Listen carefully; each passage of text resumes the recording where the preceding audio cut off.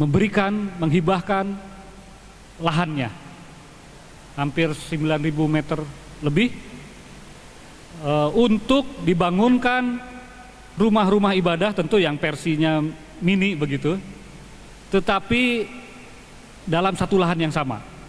Jadi nanti di lahan tersebut akan berdiri masjid, gereja Kristen, gereja Katolik, pura, vihara, dan kelenteng dalam satu lokasi. Sekarang administrasi serah terima hibahnya baru beres, sedang kita desain DED-nya, plotting.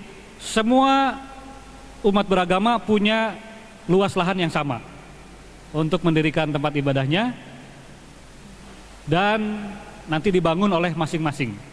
Tetapi yang akan dibangun oleh pemerintah daerah adalah fasilitas bersamanya, itu untuk kantor FKUB dan aula serta plaza untuk kegiatan-kegiatan outdoornya.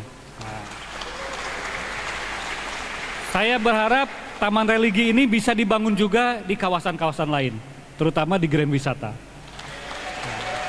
Jadi mari kita cari lahannya, mungkin bisa kita minta dari developer untuk dihibahkan sebagai Pasos Pasum, karena ini harus berdiri di Pasos Pasum.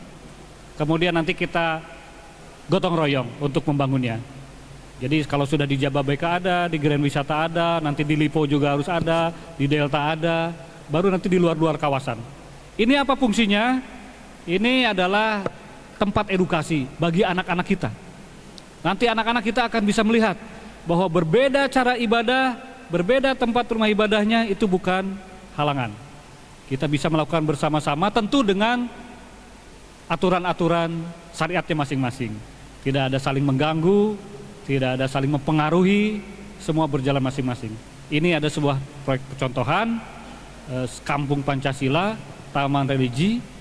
Tentu di luar itu silahkan disesuaikan dengan kebutuhan dan proporsi dari jamaahnya masing-masing. Tetapi untuk Taman Religi semuanya disetarakan. Karena ini lebih bersifat edukasi, bukan sebagai tempat ibadah yang murni.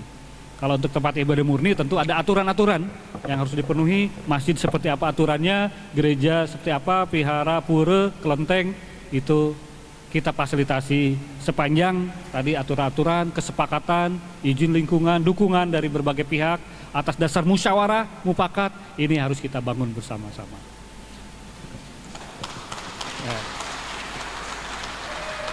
Nah yang ketiga,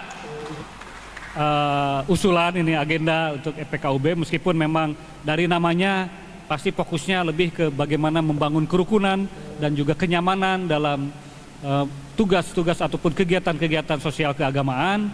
Tetapi tadi saya cek nih di sini bagaimana kondisi infrastruktur, oh baik sekali kelihatan. Air bersihnya, oh terpenuhi, PDM-nya cukup lancar ya. Kemudian persampahannya, oh sudah ditangani oleh Pemda, diangkut ke TPA cukup rutin. Nah ini sekarang kita sedang bermasalah, TPA-nya sudah penuh. Nyari TPA baru susah Pak. Nggak ada satupun desa di Kabupaten Bekasi ini yang mau dijadikan tempat TPA, tempat pembuangan akhir. Karena ya selama ini TPA ini identik dengan kotor, bau, dan bermasalah gitu ya. Meskipun sekarang kita sedang treatment untuk TPA Burangkeng sebagai satu-satunya TPA di Kabupaten Bekasi ini untuk menggunakan teknologi, tapi masih butuh waktu dan usaha. Nah oleh karena itu strategi yang berikutnya adalah kita ingin mendesentralisasi pengolahan sampah, itu tidak harus diangkut ke TPA. Karena sampah ini menimbulkan masalah ketika sampah diangkut. Sampah organik itu sebenarnya tidak usah diangkut. Bisa diselesaikan di rumah masing-masing. Dibikin kompos, dibikin maggot dan sebagainya. Kalau di rumah nggak ada lahan, ya dikumpulkan di tingkat RT, di tingkat RW. Oh tidak ada, maksimal di tingkat desa. Lalu bagaimana yang anorganik, kertas, kaleng, kaca gitu, sebagaimana. Nah itu bisa dijual atau diserahkan, dihibahkan, disodakohkan kepada pemulung gitu. Pasti diambil gitu. Tapi kalau yang organik itulah yang membuat bau. Itulah yang ongkos angkutnya mahal sekali. Dan proporsinya terbesar. Hampir 70% sampah kita ini organik yang cepat busuk ya. Dari dapur, dari tanaman, halaman rumah kita. Nah kalau ini setiap komplek perumahan bisa mengolah ini, selesai Pak. nggak perlu kita bikin TPA yang luas-luas, karena TPA nanti hanya menampung betul-betul sampah yang residu yang tidak bisa diolah lagi, tidak bisa didaur ulang gitu. Nah oleh karena itu, apakah melalui EPKUB ataupun forum yang lain mungkin di Grand Wisata, karena Kadung Grand Wisata ini sudah jadi teladan dalam berbagai aspek, mari saya mengajak untuk pengolahan sampahnya juga menjadi percontohan. Silakan dikelola di tingkat klaster kah, di tingkat RT, RW ataupun masing-masing rumah. Saya yakin bisa, teknologinya sangat mudah sekali, ya, banyak di YouTube juga, atau nanti kami akan bikin percontohan di rumah dinas saya. Ada sebuah unit sampah itu nggak diapa-apain, terutama yang organik, disimpan aja 2 bulan jadi kompos, Pak. Ya. Nanti caranya gimana? Wah, ini terlalu detail kalau di sini. Jadi nggak usah diapa-apain, hanya bikin kotak dari tembok yang ya ukuran 1x1. Untuk ukuran rumah itu cukup gitu. Nanti 2 bulan kita panen kompos. Itu untuk tanaman-tanaman kita atau untuk dihibahkan ke tempat lain. Demikian juga untuk kertas, untuk kaleng dan sebagainya dikumpulkan, ada yang ambil karena dibutuhkan gitu ya. Sehingga sampah kita habis di rumah masing-masing. Kalau tadi di rumah tidak ada karena lahannya sangat sempit, kalau di Grand Wisata semuanya punya pekarangan, saya kira bisa. Apalagi nanti air hujannya juga diolah, jangan semua dilarikan ke air karena itu bisa menimbulkan banjir. Meskipun di Grand Wisata memang tidak ada kendala banjir. Jadi saya kira kalau kita semua masing-masing memanen air hujan, menyerapkannya ke dalam tanah, maka itu akan mengurangi potensi banjir di wilayah-wilayah lainnya. Itulah keteladanan kita, Grand Wisata, dari sisi kerukunannya sudah luar biasa, dari sisi sarana prasarananya, kebersamaannya, ketentraman, ketertibannya terjaga, dan itu semua dibangun bersama-sama oleh warga, begitu. Di samping tentu ada fasilitasi pemerintah yang mungkin hanya sekedarnya dan dari developernya, dari manajemen perumahan. Tetapi saya melihat di sini betapa tingginya inisiatif warga dan saya akan menjadikan ini percontohan ya, dan mudah-mudahan dengan upaya kita bersama, Grand Wisata khususnya dan Kabupaten Bekasi umumnya bisa semakin maju, sejahtera, lahir dan batin.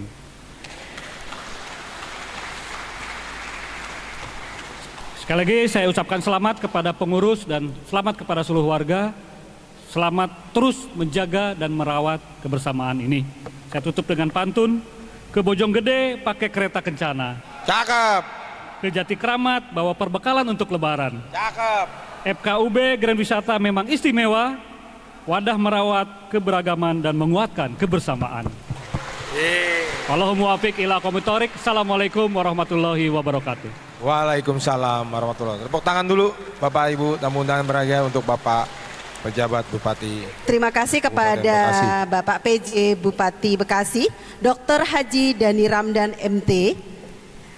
Tadi kalau saya catat ya, malam ini telah dibuktikan bahwa Grand Wisata telah melakukan merawat keberagaman, menguatkan kebersamaan, dan bisa menjadi contoh warga yang lain. Tepuk tangan untuk Grand Wisata.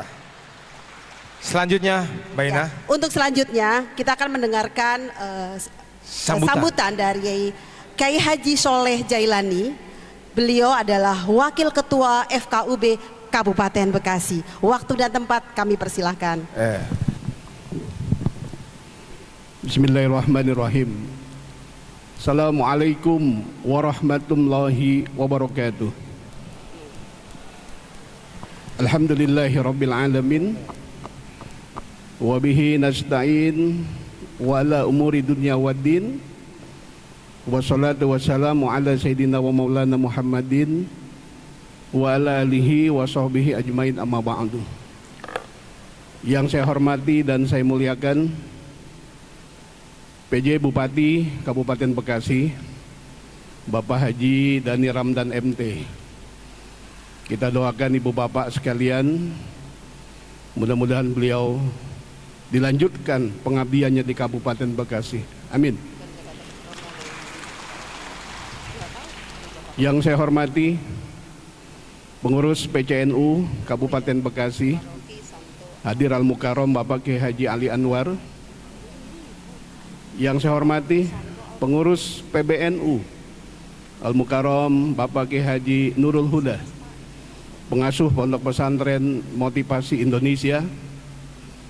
Yang saya hormati para tokoh agama. Di sini banyak sekali, saya lihat cukup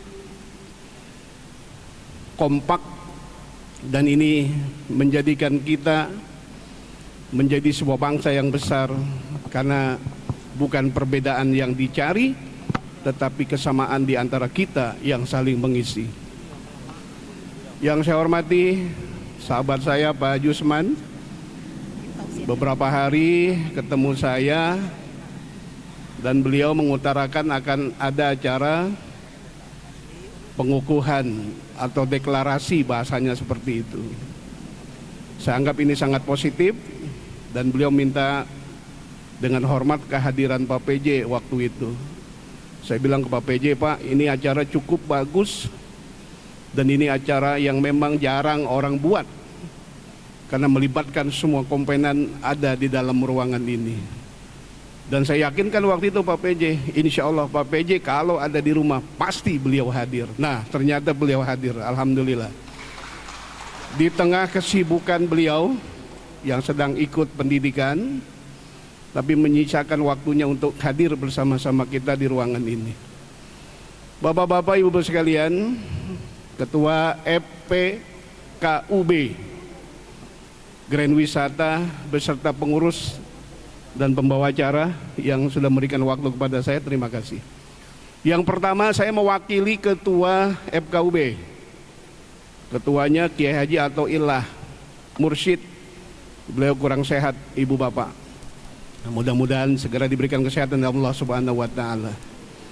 Saya di FKUB sebagai wakil ketua, dan FKUB ini di SKK oleh Pak Bupati, dan struktur organisasinya ada FKUB di tingkat Jawa Barat di bawah binaan gubernur. Kalau di pusat belum, karena langsung instruksinya dari Mendagri. Nah, FKUB ini semakin kesini peran dan fungsinya sangat luar biasa. Karena saya dulu pernah menginisiasi bagaimana proses pembangunan sarana ibadah yang ada di Lipo Cikarang. Waktu itu saya masih jadi ketua Ansor tahun 2000. Dan perjuangan membangunkan sarana ibadah itu nggak gampang, ibu bapak sekalian. Karena ini menurut kami, ini izin seumur hidup. Jadi kalau izinnya main-main, pasti akan ada persoalan. Makanya FKUB punya aturan, bagi siapa yang mau mendirikan sarana ibadah harus didukung oleh 90 warganya dan 60 lingkungan sekitarnya. Ditunjukkan dengan KTP dan tanda tangan basah. Kalau itu sudah bisa dilakukan, silakan laporkan data itu kepada kami pengurus FKUB. Nanti kami akan verifikasi keabsahan, kebetulan dari dokumen yang Bapak Ibu sampaikan kepada saya. Jadi banyak akhir-akhir ini yang coba seperti itu. Ya, inilah aturan yang memang dibuat oleh negara kita. Jadi harus semua berdasarkan aturan yang ada. Nah, saya atas nama Ketua FKUB menyambut baik. Mungkin ini bisa dikatakan anaknya FKUB barangkali. Kalau forum komunikasi kerukunan umat beragama, kalau ini forum persaudaraan umat beragama. Jadi kalau bahasa Arabnya mungkin ditaukid ya.